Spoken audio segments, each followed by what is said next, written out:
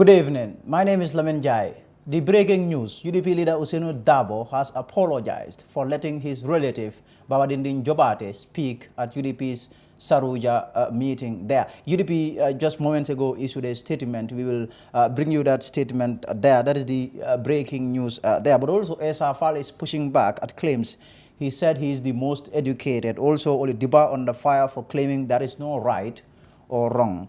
Two people are arrested after drug law enforcement agency agents busted a secret cannabis farm in Brusubi. Also, official also has signed an agreement with the National Center for Arts and Culture for the revamping of the National Museum there. Banka Manneh will join me later on the show. This and more, but first we will see what the newspapers are reporting on today. Let's start with the Standard. Youths ought to avoid political violence. The executive director of the National Youth Council has advised young people to avoid starting or getting entangled in any political violence during and after the December presidential election. Addressing a two-day sensitization meeting organized by the Commission on Political Debate, Alaji Jaju said, when you mention violence, we, that is the youths, have been stereotyped and associated with it, but the fact remains that we don't declare war. It is the politicians that declare war.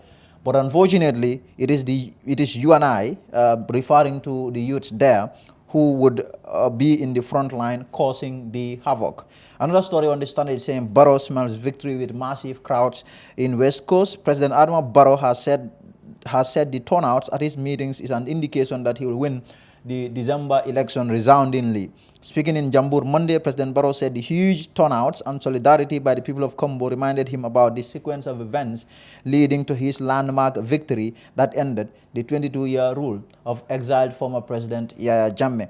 Army arrest 6 at Senegambia Bridge. The deputy spokesperson of the Gambia Armed Forces, Captain Malik Sanyang, has confirmed that soldiers stationed at Farafenye have arrested 6 people at the Senegambia Bridge. Captain Sanya explained that the 6 men identified as Senegalese nationals were riding on 3 motorbikes from Bignona in the Casamas region heading to Tuba at 3 a.m. on Saturday, September 24th. He said when the men arrived at the Senegambia Bridge, they refused to stop to pay the toll fees there.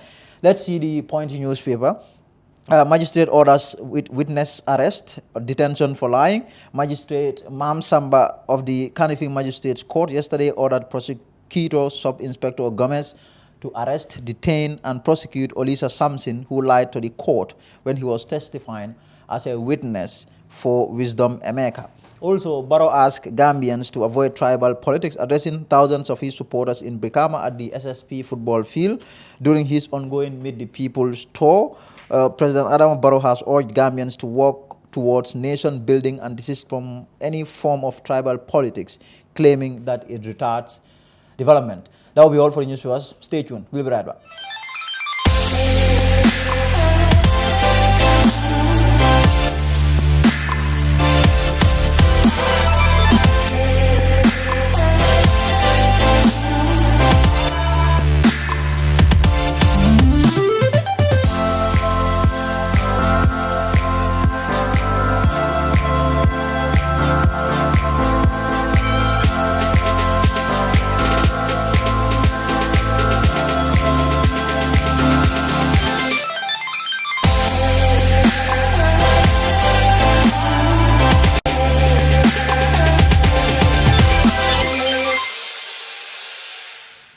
Welcome back. And now on to the breaking news there. UDP leader has apologized over Babadindin Jobate speaking at UDP's meeting in Saruja, which caused a lot of blowback and controversy. Here is UDP leader Dabo's statement issued moments ago. He is saying on Saturday, 25th September 2021, the United Democratic Party had a well-organized and well-attended political rally in Saruja in the Central River region of the Republic of the Gambia, and on Sunday, some UDP members held fruitful consultations with villages in the vicinity. On behalf of the National Executive Committee of the UDP, I wish to thank the CRR Regional Executive, the National Organizing Secretary, or Committee, and the Lower and Upper Florida West Constituencies Executive Committees, and may I single out for praise the National Assembly member for Upper Florida West, Honorable Dauda K. Jallo, for all his hard work and for realizing an excellent event. However, since then, an unscripted moment on stage has threatened to blemish what was by several accounts a successful political meeting of the UDP and to detract from the tremendous work that the CRR wing of the party has invested in the region. The impromptu appearance of Mr. Lamin Jobate, former AG of the Gambia, and his announcement of joining the UDP was not scheduled or authorized by the National Executive Committee. That will continue to say some members and friends of the UDP have openly expressed their views and concerns on social media, and the party leadership has duly noted their reactions. As mentioned before, the appearance was unscheduled, and given the informal nature of the events of this kind, the masters of ceremonies need to have latitude to progress the event to a satisfactory conclusion. So it was within that context that his appearance happened. While it is pointless to blame anyone, with hindsight, it was an error of judgment to accord Mr. Jobate the honor of speaking on a UDP stage. As a victim and as the party leader of the UDP, I take full responsibility for this lapse in judgment and hereby unreservedly apologize to our members and the Gambian people at large. I wish to reassure all compatriots of the unwavering resolve of the UDP to see that justice will be done without fear or favor, ill will, or affection. That will continue to say that no member can rely on the UDP for support or protection, because human rights violations are not only against the law of the land, but against the values and principles of the UDP. Furthermore, UDP believes that a socio-political system in which there is no answerability for one's actions and inactions is a dysfunctional one, and by implication will be unable to sustain the rule of law, good governance, and true practice of democracy. Signed, ANM Usainu Dabo, Secretary General and Party Leader, 29th September 2021. So this is the breaking news there by UDP leader Dabo there, apologizing to the nation regarding his relative, Bawadindin Jobate, an alleged torturer, someone that appeared before the TRRC in February, where he denied cutting Balo Kante's nipple. But this here is a man also who defended the illegal execution of 9 death row inmates during former President Yahya Jammeh's rule there. Away from that, as our Fall is pushing back at claims, he said he's the most educated in the country among all the leaders who are claiming the presidency in December. More in this. Mr. Fall, while announcing his presidency bid last month, claimed he is the best candidate to lead the Gambia.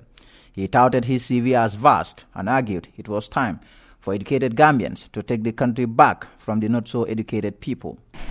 You will find that I am the best candidate to lead this country. Politics and leadership has for the longest time been the reserve for those who are not very successful in our society. And let's call a spade the spade. Let us not maslaha the truth. That those days should be over. That is one of the reasons why we are lagging behind. Let's end the maslaha of the truth. Let's call a spade a spade. I don't know a country in the world which has been developed by the least educated in that society. Do you know of any? Mr. Fall has since then come under criticism over his comments. CA leader Dr. Ismail Sise said the lawyer is in fact not the most educated. He has a right to promote himself, but that doesn't mean that we'll have to engage ourselves in a very premature debate as who is the most educated, because like I said, I don't want to get into the premature debate as to who is the most educated, but whenever there is a narrative which is false, if it's not countered, it becomes the true narrative, and that is not the case. The gentleman is not the most educated. There are more educated people. If it's only by qualification, there are more educated people who are already in the field. If it's experience and competence who can run this country, still none of the leaders currently in opposition has been tested and given the reins of power before to prove their mettle. So therefore, all we say as politicians is what we think we can do. Mr. Fall has, however, reacted to claims. He said he is the most educated.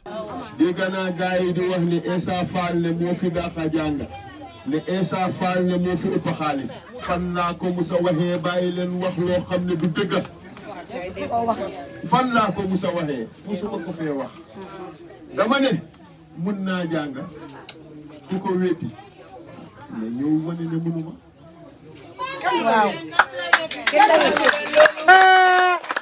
waaye waxuma ne maa ko fi daaxade waxuma loolu dama ne bu ñoo tànn nañ tànn ñu mun a jàng mooy yoon dama ne man mun naa jàng dégg keneen ku mun a jàng tam na ñoo taxaw waaye waxuma ne maa ko fi daaxa ñu maa sosal. Mr. Fall has been engaging Gambian voters and trying to convince them that he is the best man for the job of president. Mr. Fall, while announcing his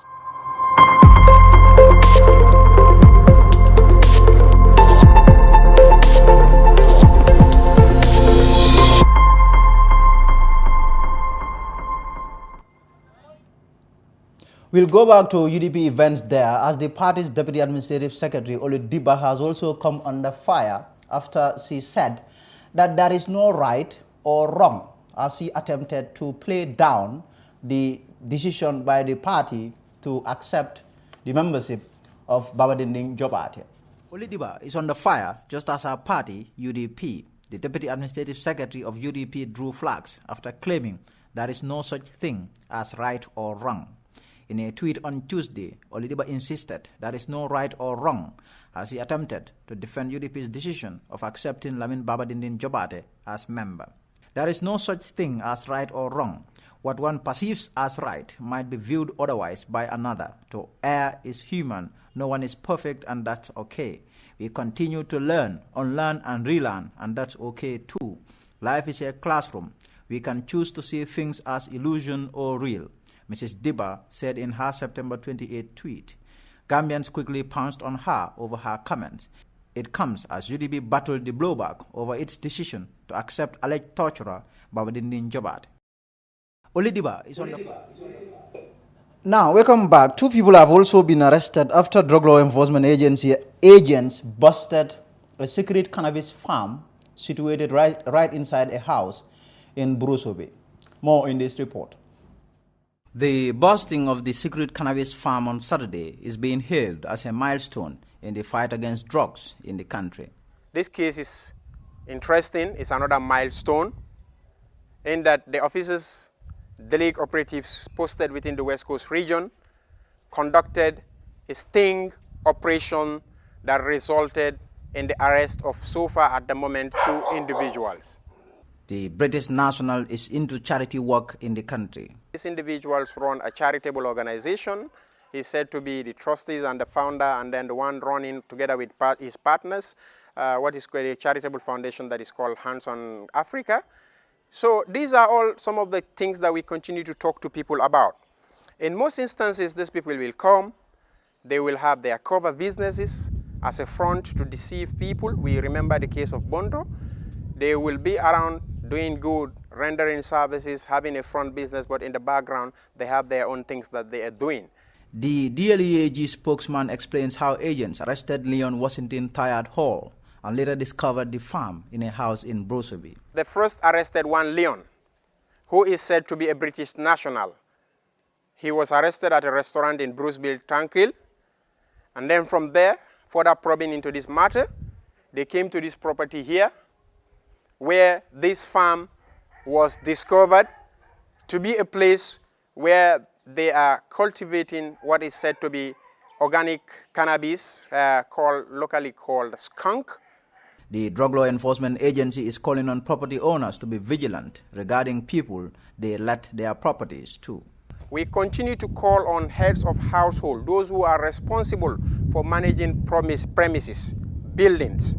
When we give our property to people, let us take it upon ourselves to, on time-to-time basis, to be visiting these places and then see the conditions of this place. Because it's not secret that you enter inside here, immediately you will see what is happening there. And then you know that this is illegal. So therefore, let people be very careful, let us be very cautious, and let us all be on heightened alert. Mr. Leon, along with his helper, who is a Senegalese national from Ziganzor, Casamas, by the name Abdul Majid Balde, are now in custody while investigation into the matter continues.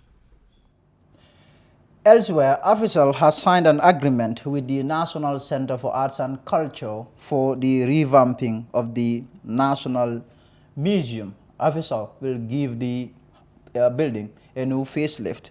More in this, the signing ceremony was held at the Official office earlier today.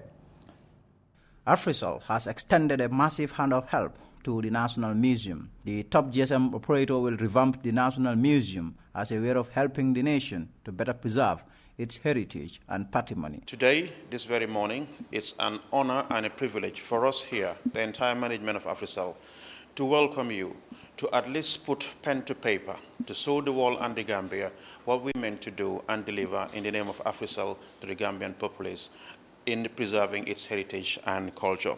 The Chief Executive Officer of Africell, Hussein Diab Ghanim, says the project of revamping the National Museum has been in the making for almost 2 years. History, culture, and heritage, those are big phrases, and this is why we are here today. For all of us, the National Museum strikes a very sentimental chord in our hearts. I still remember how much in awe I was in the early 90s. I'm not that old, when I played my first visit to the museum on a school trip, and how much awe and fascination I felt in learning what it was to be Gambian.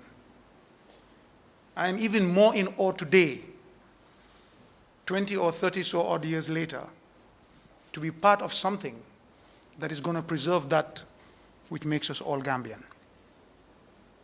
The project is called a revamp, but for all intents and purposes, it's a total makeover of the museum. The only thing not being done is we are not going to be breaking the building down, because we still want to maintain the core pieces of what was there since time immemorial that the museum was set up. Hence, it is a revamp, but it is a total overhaul and makeover of the museum.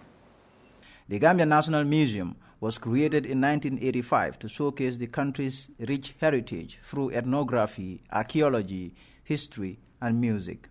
Mr. Hassam Sise is the Director General of the National Museum. The National Museum has inspired the creation of many more museums, some private, some public, since 1985. Now, what the Africell Revamp Project seeks to do is to help us improve the display and the museum building itself. The building was erected in 1908. Okay, so it is a piece of history itself and needs rehabilitation to make it more robust as a host of an exhibition of the scale and size of a national museum. The Africell intervention will have numerous benefits, such as helping us improve the display and getting it updated with new exhibition design techniques and format to improve the aesthetics, improve visitor experience, and above all, help us to better conserve our national patrimony for future generations. I need not add that more tourists will visit, and therefore the revamp project will also have economic benefits for our republic. The project will last for about 4 months. Wednesday's signing ceremony was graced by official top officials and officials from the National Museum. The Ministry of Tourism and Culture has offered support to the project.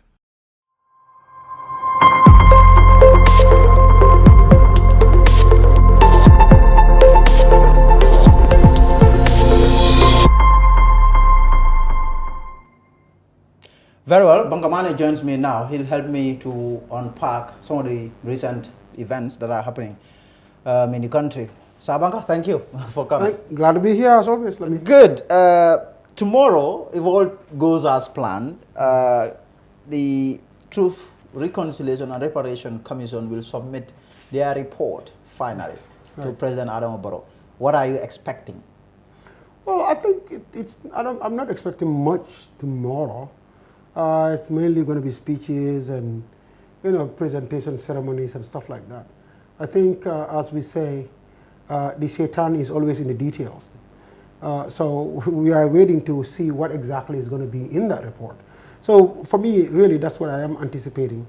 And I'm hoping that right after the ceremony, somehow, they will release the report so that the general public can get to see it and be able to assess it for themselves as to whether this is what we were looking forward to or this is not what we were looking forward to. What do you make of the timing, though it's coming while there is so much talk regarding MPP APRC? No, I mean, MPP APRC coalition, that's a political decision. And what we are hoping is that those political decisions are not going to find their way into the execution of the TRRC report itself. The transitional justice. Exactly. Yes. Because that's a whole different matter. That's about justice.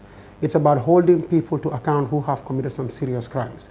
Look, officials of the APRC, Fabaka Tomonjata, and a lot of these people, we're not even mentioned. I don't even remember hearing them being mentioned in any crime during Jammeh's days. Yes. So, I mean, that's not the issue. The issue now is the TRRC report, the names that are going to be there, and the recommendations that are going to be in it. Are those going to be followed and carried out the way they were written? If that is not done, obviously that's a whole different matter. And for me, that's my main concern. APRC coming together with NPP, that's their political decision. I don't like it. I don't appreciate it.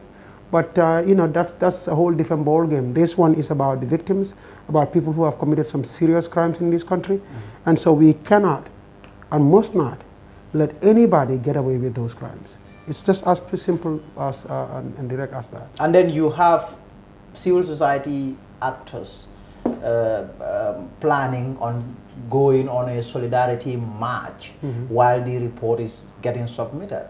I think that's very important. Look, in the process like this, civil society and citizens in general must be vigilant, must make sure that they put under pressure so that justice is done. Because you have to understand, Lamin, this transitional justice stuff don't have a good record. The Sierra Leone one wasn't, I mean, you look back at it, it wasn't all that. That successful. Exactly. Even the South Africa one, I mean, you still have victims that are very, very bitter about how it all ended. I can go through the list. So it doesn't have a very good record as to how, victims and their perpetrators, justice and all that. So we are hoping that our case will be different. And so the citizens, civil society, and all the institutions must be vigilant. The courts must be ready and fully equipped and get themselves in order.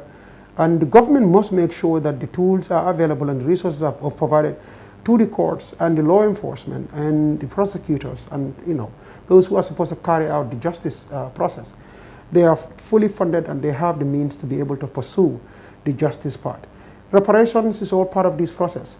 And the government must make sure, you have to understand, Lamin, what people tend to miss is that these crimes are not committed by ordinary citizens. They are committed by our own government. In other words, the government that's supposed to implement the TRRC recommendations is in fact the chief perpetrator here. Yeah, Jammeh was the head of state of the Republic of the Gambia. Where he committed those crimes, he was literally using our state resources. The soldiers and the security men who were literally carrying out these executions and killings and the brutality and the tortures were literally on our payroll, happening in our government buildings, in our government institutions like the NIA. I mean, this is what exactly happened. So the government must make sure that it fixes the mess that it has created, and it's not a favor to anybody. So when it comes to reparations, I know people mostly will make it sound like somehow this is like a gift from the government to kind of calm the victims. It's not a gift. This is a crime that has been committed by the government, and the government must make sure those people are fully made whole. In other words, put back to where they once were, where people have been killed. Obviously, you cannot bring them back, but at least compensate their family fully to where they feel like, let's say, a breadwinner has been killed. At least make sure that the children have their tuitions are paid in school, that, you know, they get the opportunities that they were supposed to get if the breadwinner was alive. Make sure that the family, their living condition is also improved.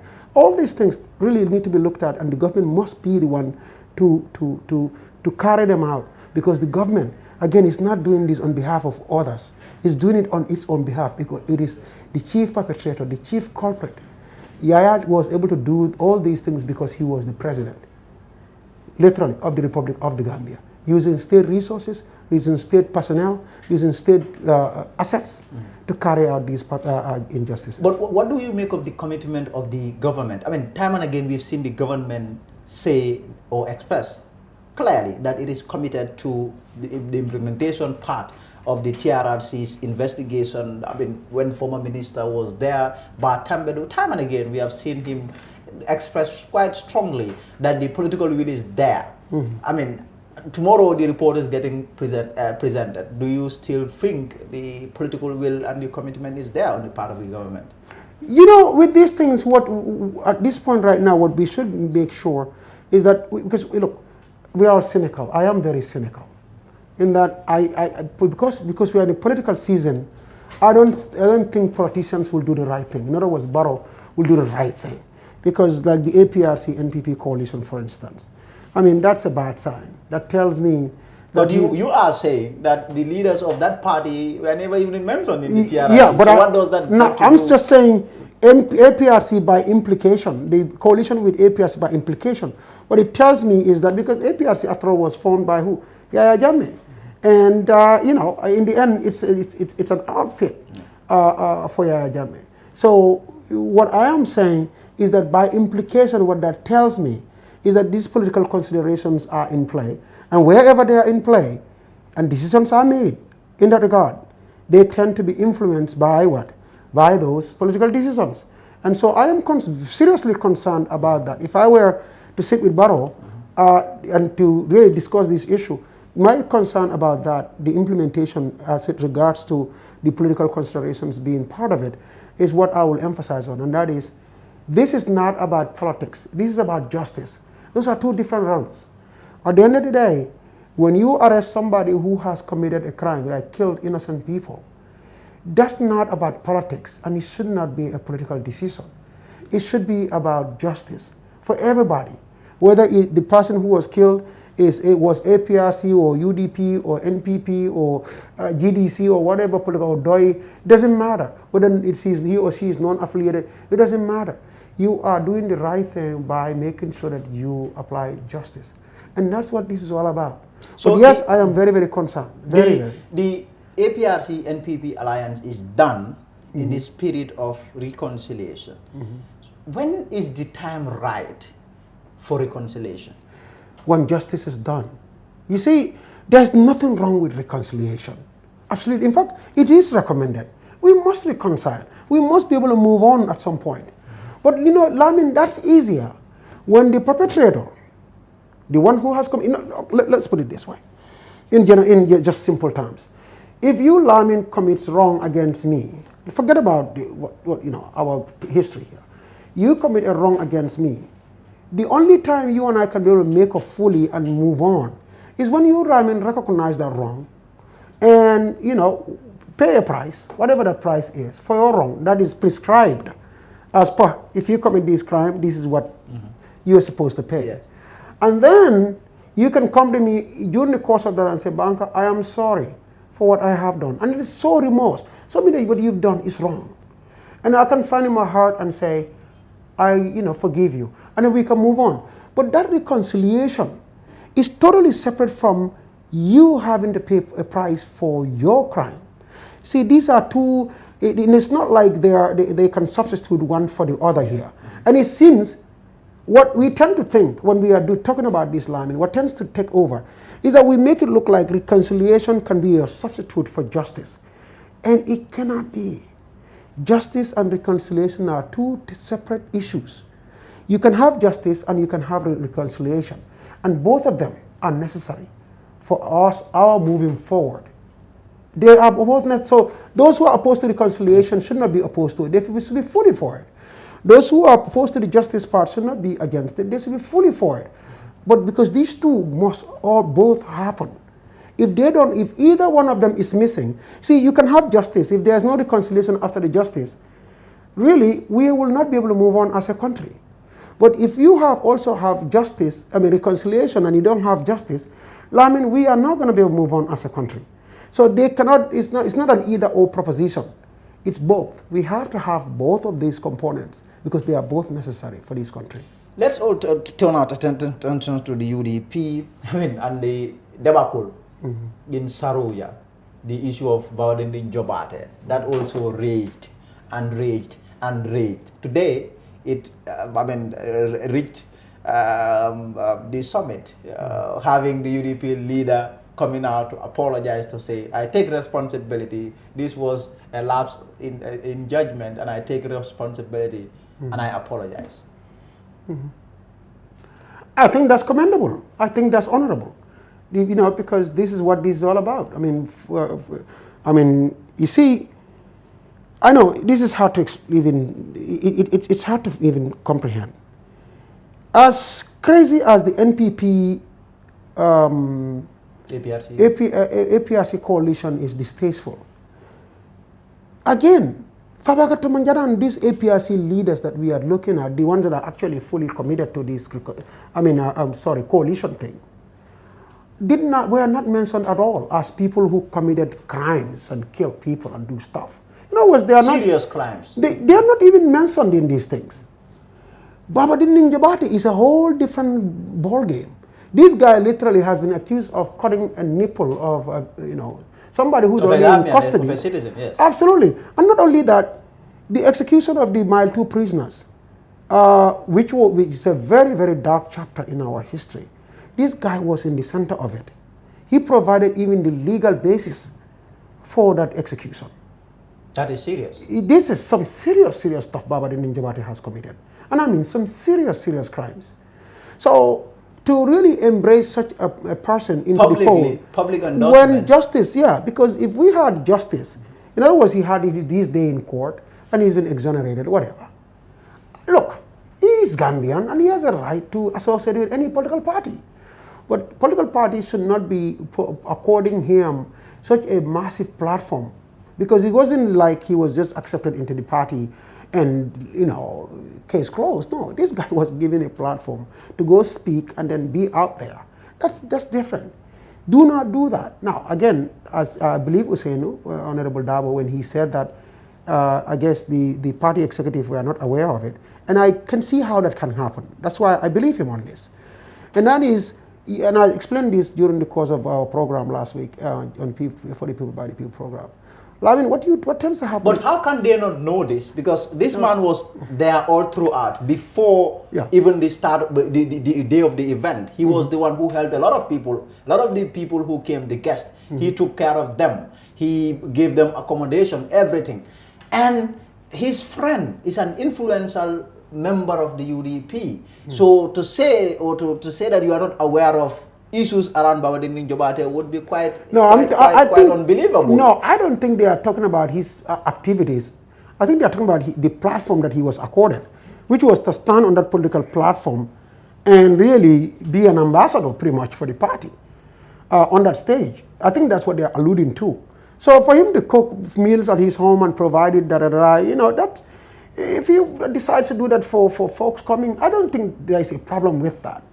The problem is when the party embraces him to the point where they accord him a platform so that he can look like he is fully engaged and he is one of them and he is, he is a guide that to be, he has a credibility for folks to listen to him, because that's what that is. You put him on the platform for him to address the crowd. You are saying, he's one of our guys, he's an ambassador, he can speak on our behalf, and he has something to say. That is where they drop the ball big time. But what I was trying to say was, the reason why I'm a little lenient on UDP on this is I can see how these things can happen. I mean, you see, these political operatives on the ground are very aggressive. They are going after anything and anybody, and they don't care. And even this NPP APRC coalition thing, if you look a little deeper, you will find out those guys are the ones that are at work. They go aggressively. And then you have the party executive and some key elements within the party who are the brand ambassadors. Those are the ones the party wants to present out to the world, that these are the guys that speak, that are really reflect our values and what we are all about. Now, those are the guys they put in a very awkward position on this, and because these party militants on the ground, they are the foot soldiers. They're very aggressive. They don't care. And a lot of times they get their parties in trouble because they will go out there and do things that were not necessarily sanctioned by the executive, because out of their own... So are you saying that Dabo played along? And the issue of Mr. Jobate being Dabo's blood relative also must have played a part, because you could see Dabo, I mean, hailing him and then praising him for rejoining the party and commending him and thanking him on all of that. Yes, that's the other problem. Dabo should not be seen to be really according him such credibility and platform. That's the problem. If you do that, you are making it sound like whatever crimes this guy has committed, we are willing to embrace him despite the fact. And that's why they got into trouble. But what I'm saying is, I'm sure the party militants were the ones who really, they took this guy on, brought it in, and tried to give him a platform, tried to push him forward. I mean, you've seen it. They did this. Sabali is a big part of the UDP, and Sabali, I mean, did some stuff. I mean, economically. Not only that, but even, I mean, going out there on TV and saying some horrible stuff about the Mandinkas and all these things. He did all these things on national TV. But the party took him. Exactly. So, look, UDP as a political party has no moral superiority over the NPP when it comes to these issues. I've always said this. I do honestly believe in my heart, and if that's what you're alluding to, Lamin, that if the APRC had approached the UDP about a coalition, I really having trouble not believing that UDP would have rebuffed them. They will take that. Oh, absolutely, because UDP from the onset hasn't shown any inclination to really kind of, be so sort of dismissive of the APRC to a point where they are not. They rushed to embrace this. Ablai Bojang from the get-go. This guy, the state of emergency and all these activities that were carried out during the impasse, Ablai was in the middle of them. But guess what? Boom, ambassador. When I personally asked Honorable Dabo about this, what he said was, hey, I think he alluded to the fact that they going to bring in Jolas or something like that. I even asked him, I said, is this the best Jola you can get? Because to me, you have so many decent Jolas in this country that you can tap and put them in those positions, not to go and get this other guy here who has done stuff that really are so horrible. It's not even funny. State of emergency was a serious matter. That was a serious issue. It was a serious issue. So, but again, and Mr. Bojan pretended that. So as Speaker of the Parliament. Yes. But then enough of that, and also let's also quickly look at the election. I mean, it's still here. It's very soon. We'll be there. Less than 70 days to election. In terms of the movement of the various parties, what are you saying? What are you saying about the rhetoric, but also the way they are going about their politics? You hear people say there is a lot of diatribe, a lot of personal attack, not really based on issue. Well, I mean, and it's not as bad as it once was. I mean, once upon a time, they were insulting each other on platforms. I mean, going after each other viciously. Nowadays, it's mostly political rhetoric. The other side this, the other side that, and they will throw in a little bit of this, quoting this tribe or that tribe, and da-da-da-da-da, and not really being direct about it in so many ways. I think that the good news is at least I don't hear incitement of like tribe against tribe or religion against religion. I don't hear those incitements. This is generally mild political rhetoric to me. That's what I'm mainly hearing now. I'm hearing more now taking jabs at each other without really being very, how would I call it? Because it used to be very, very bad. And I think the parties are beginning to recognize that Gambians are watching and they are listening, and that they are not going to appreciate it if you really go a certain route. But, I'm not troubled by the rhetoric right now. If I hear one, I would say it. But who do you think will win? I know you've predicted this a few times. So far, and when I make this picture, I always say, if the elections were held today, Because this election, the process and the dynamics and the direction it goes can change over time. It can. Maybe in a month's time, it may be a different What story. are you seeing today? But today, at this moment, it's still Barrows to lose. Barrows to lose. Up to this day today, yes. How about Esafal, the flamboyant lawyer who is saying that he is winning? No, look, he's gaining ground because he's now finally beginning to get into the real campaigning. So I can see that he's going places, he's holding rallies, he's doing his thing. So, but it's still way too early to really gauge what impact SFR will truly have. Maybe in a month's time when he goes around the whole nation, you know, when he does some big rallies and he quotes some big names you know, does some big stuff. And we can look at it and go, you know, SFR, this is where he stands in the race. But so far, he's way too early and he's way too new to really say what impact he will have. And there are quite a good number of candidates like that in the ring. Whereas, you know, we still don't know really what their impact will look like.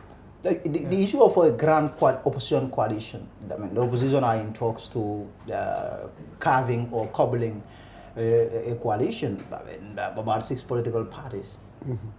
Well, what do you say about that? Yeah, you know, I've always said that without a coalition, the opposition does not stand a chance. They must have a coalition. I mean, this is a prerequisite.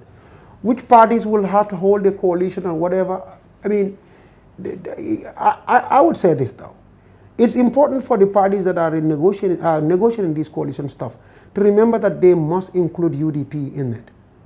Now, UDP doesn't seem interested in a coalition, even though, to the contrary, every time you say it, they say, no, we never said when, but they are not behaving like they're interested in one, because they've convinced themselves somehow that they are winning, that they are winning and that they are going to win next race. But what I'm saying is UDP must be part of any coalition, because the way you're going to do this is to aggregate. That is, to bring all these different facets and different, because NPP, what it has been able to do is to kind of look at all the different demographics, and all the different regions, and all the different whatever different you need, and it kind of built a coalition around all those different ethnic groups. There is a serious presence of every ethnic group in the NPP. It reflects the NPP does truly reflect Gambia on so many levels. When you look at it from tribe, region. You look at, and these are prominent in it. You know, you see them, they've taken ownership of it. So it's like, this is theirs, their baby. The other parties must build a coalition so that they can also look like that, because they are not looking like that. And that's a problem. And that's a problem. Because with this, you know, in other states, what tends to happen is, and I've always said this, the Democratic Party is a coalition. Because coalition is the only way you can win an election. You look at the Republican Party, it's a coalition. Within the Democratic Party, you have what? The issues that people will care about in the United States, like environment, you know, women's issues, civil rights, immigration. You know, immigration. I can go through the list. The Hispanics are mainly about immigration, and a lot of them are Catholic. And they are, yes, exactly. And then blacks are about civil rights, and you see what I'm saying? And then you have those who are about the environment, you know, the Green Party movement guys, and all these things. So this is why in the United States, even to set up a third party over there is very, very difficult. Because any issue that you want to really build your party on, unfortunately has already been hijacked by a party. If you cannot be, in other words, the Green Party has been struggling to make headway, because if you want to talk about alone, exactly. Problem. Well, if you want to talk about the environment and that's your issue, Jill Stein is a very big time into that kind of stuff. She's the head of the Green Party. Unfortunately, you cannot be more green than, say, Susan Warren. You know, she cares so deeply about the environment. It's not even funny. And she is a part of the Democratic Party. These are the leaders in the Democratic Party. You know, I can go through the list of Democrats who are known to be serious environmentalists. And so they built, this is the kind of coalition they've built. Women's rights movement, civil rights movement, and that's the Black Caucus over there. And then you have the ones that they call the blue dogs. I mean, you have the Democrats who are from the South, who literally are more about the good old Southern democratic values, whatever. Yeah. And so they are part of this. So all the different facets. So that coalition is what they've built into this political party. So when you look at it from the outside, you think they are all one issue. No. You have various issues over there that brought them together, and they fight viciously sometimes, because these issues sometimes will clash. Yeah. And so, but they are one family. So you have to, and it's also around race.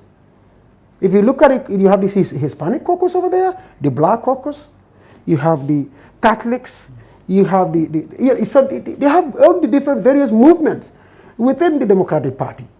The women's rights movement. You got all these different facets, whether it's race, whether it's region, whether it's, I can go through the issues.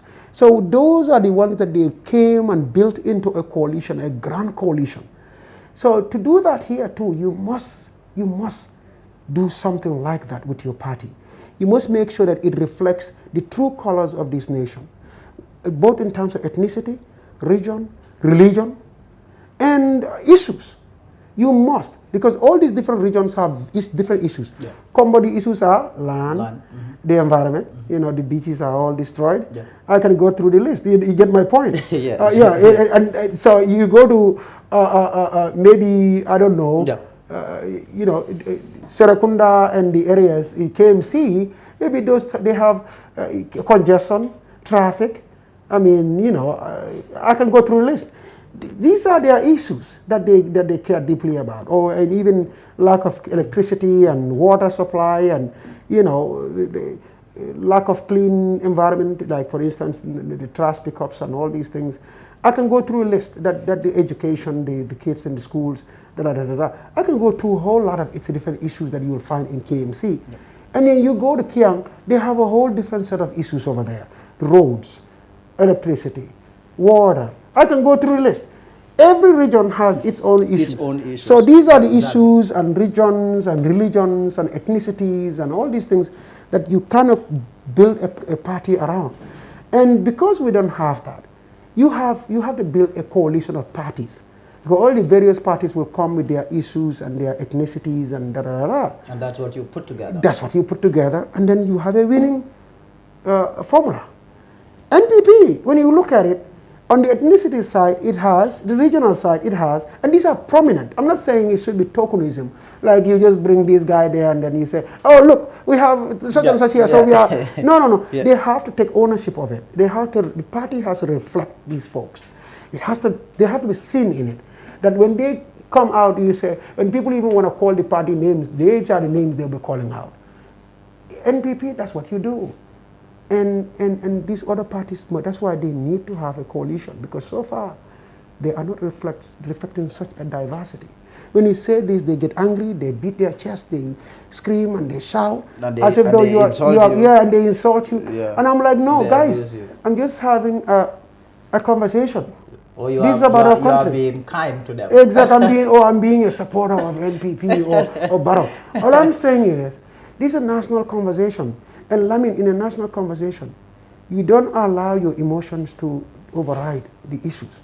You must look at these. I want them to listen to me with their heart. It makes you lose. Yes. Let them see this for what they are and reflect on these things. Have a chat with their pillow and listen closely to what I am saying, because it's very, very important. This is what Gambia needs. This is the country we deserve. That's the kind of country we want to have. Anything other than that, thinking that this ethnicity can have the edge or advantage this and Gambia is not going to work if we do that, Lamin. It's not going to work. Mr. Banka Manneh, thank you very much, as usual, for coming on the show. I appreciate it. Thank you very much. Thank you. So we'll leave it at that for the show today. We'll be back tomorrow. Until then.